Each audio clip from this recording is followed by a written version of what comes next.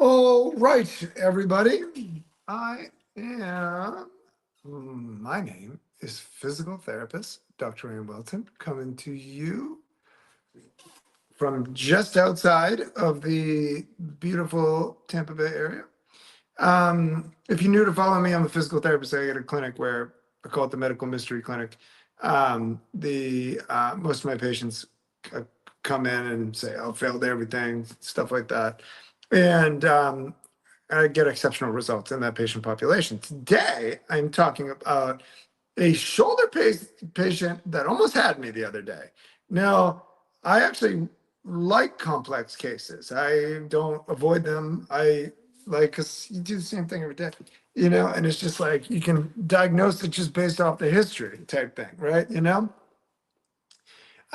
And this particular gentleman came, he drove like 2 hours and for a shoulder case. And I'm like, I see people drive 2 hours all the time here for low back pain, for neck pain, but shoulders, like most PTs can help with the shoulders. And this guy had what I call the I failed everything story. And he's like, I've tried, this and that and PTs, and no one can figure out what's wrong with me. Right. And I'm sitting there and I'm like, for shoulders, And I'm like, well, x-rays, MRIs, he was just retired as a police officer. He was in the late 50s. And x-rays, MRIs, yep, everything's normal. Really? I'm like, in your shoulder? So I was like, what are your symptoms? And he's like, I can't raise my arms up. Like, can't raise his arms up type thing. He goes, and then I can sometimes and I can get it up. But like they won't go up.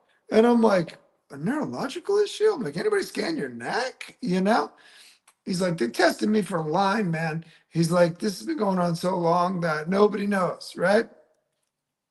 And I'm sitting there and I'm like, wow, this is fascinating. Like I'm just sitting there like, huh?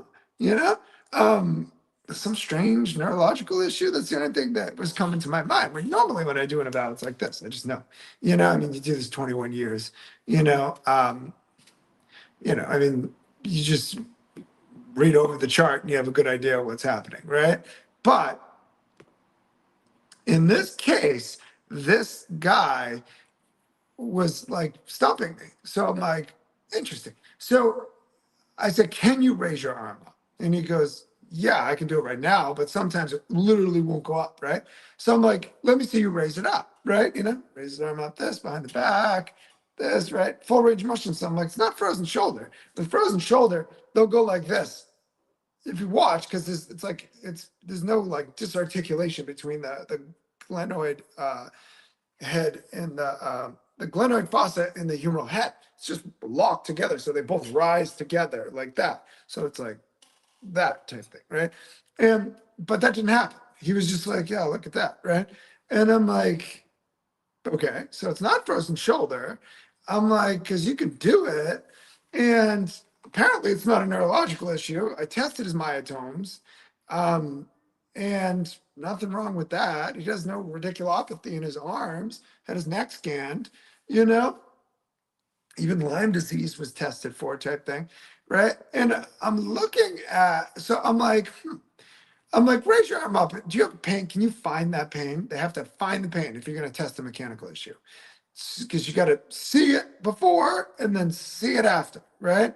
So he raises his arm up and he finds the pain. And I'm like, you feel the pain right there? And he's like, yeah. And I'm like, hold it right there. Don't move.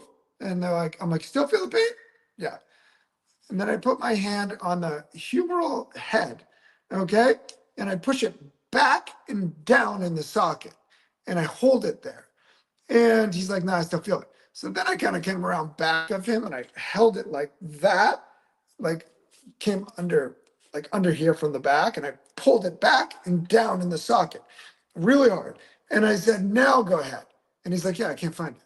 And I'm like, so that pain, you said he had achiness in his arms. Your rotator cuff can cause achiness in your arms. And it refers down in there, right? And So I'm like, huh, yeah, no, that was superior impingement syndrome. He goes, yeah, but it also hurts back in here. And he points to here, the joint line. And I'm like, with what? With what motion? And he's like, when I do this, you know? And I'm like, oh, I think I know what this one is. I wrote a paper on it. And the medical history, statistically. And I pushed it. So I was thinking it was posterior shoulder impingement syndrome, or otherwise known as internal impingement syndrome. And I pushed it back and down in the socket. And when I did, and I had him now do external rotation, same thing, it's gone. And I'm like, you have no pain in your shoulder right now. No, while I'm holding the humeral head back and down. A relocation test, basically, is what I do with my patients for impingement. And he's like, yeah. And I'm like, wow. I'm like, you almost had me there, man. I'm like, so what's happening is it's so impinged that his arm locks and he can't get it up. And he's got this like achiness, intense pain from the rotator cuff impingement syndrome. But he had the pain. I did what I did. I relieved it. And then it told me exactly what to do. It didn't just tell me what was wrong. I never, almost never, will just use a special test to tell me what's wrong. Okay. So, like, when it comes to the NEARS test and Kenny Hawkins test, I don't really do a Kenny Hawkins test, rarely, but the NEARS test I do. Both good tests, but the NEARS test I do. So I bring them up like that. Does it hurt, right? And then what I do is a relocation test. Okay, I published this in my paper found on my website, or right below. Actually, you can click the school group below, join my free school group. And I'm talking about this in the school group. Okay, I talk about all these diagnostic methods in videos, and I show you how to do this. And you can also find my papers right there that I published that made medical history statistically for a reason. And so I pushed his shoulder back and down in the socket, okay, while he was in a NEARS test, and his pain went away. Boom, gone.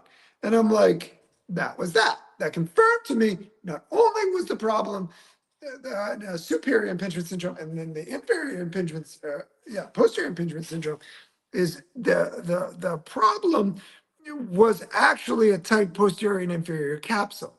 Okay, so there's actually a tight posterior and inferior capsule. Okay, because when I relocated it, all the symptoms went away. Okay, when I proposed in that paper that statistically made medical history is that the root cause of posterior impingement syndrome is actually, there was a debate in the orthopedic community, but I published a protocol, so hopefully this solves it, because that protocol is generally doesn't fail me. And the root cause was actually a tight posterior inferior capsule. Okay, and tight pecs, weak parascapular muscles. But it was a pretty severe case of it. Okay, now he did have play in the posterior inferior capsule, but like I would call it, like on a scale of six being 0 being fused, 1 being, or 6 being hyper. So like you rip the capsule, 5 being hypermobile, 3 being normal. I would have called it like a 1 or 1.5. So it was moving. It just wasn't like, normal joint play, but I got it to go away. So it told me right then and there that this was a mechanical issue case, which I see all day long in my clinic, mechanical issues. And the reason why is because they don't show up on x-rays and MRIs, and then they show up in my medical mystery clinic, and I created diagnostic procedures and ways to help these.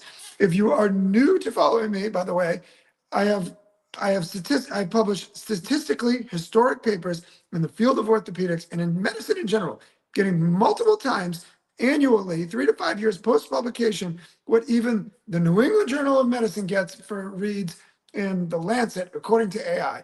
I put a graphic right on pinned it to my social media, Welton Methods, and you can plug that up into AI and see that these are considered foundational landmark papers in the field of orthopedics. Go click my school group below, join my VIP inner circle, and we will, and I'm teaching more and more in there, okay? But it is, but anyways, they are free. Please share. They have gone viral all over the world, which makes me happy. Okay. Anyway, somebody's commenting here. You don't mean impingement. You mean subacromial paralysis N syndrome. You can't call it impingement until you image under ultrasound. Agreed? No, I appreciate the comment. Um, if you put someone into a NIRS test and it hurts and then you relocate it, then I unimpinged it. So yes, you could get technical and say that I'm not allowed to say that, or, or you should do it this way. But if you impinge someone's rotator cuff and then you unimpinge it, then then it was an impingement syndrome in my mind. And I do this all day. I don't put anybody under ultrasound, and I don't remember the last person I wasn't able to help with it. So I appreciate the comment, but I don't. It's not really. It's not really how I think. So, anyways, appreciate the comment, but yeah, I guess if you want to put somebody under ultrasound or something like that, but I'm just going to use my protocols anyways. That's the kicker with me is, I just put them on my protocols, like I tell my people in my school group, um, I tell them, I'm like, don't make this too complicated. There's so many people now that just use my protocols. That's it. They don't stress out. They just takes the guessing out of it with some of my diagnostic procedures, and they say, and then they just use my protocols. And they don't worry. They don't worry about it. They're not worried, and they say their success rate goes right up. I repost this stuff all the time from these people. So, anyways, that's that. Other than that, I am OUT. Love you all. Join my group. Okay. Click the school group below. It's free. Join my VIP group. Other than that, peace. Love you all.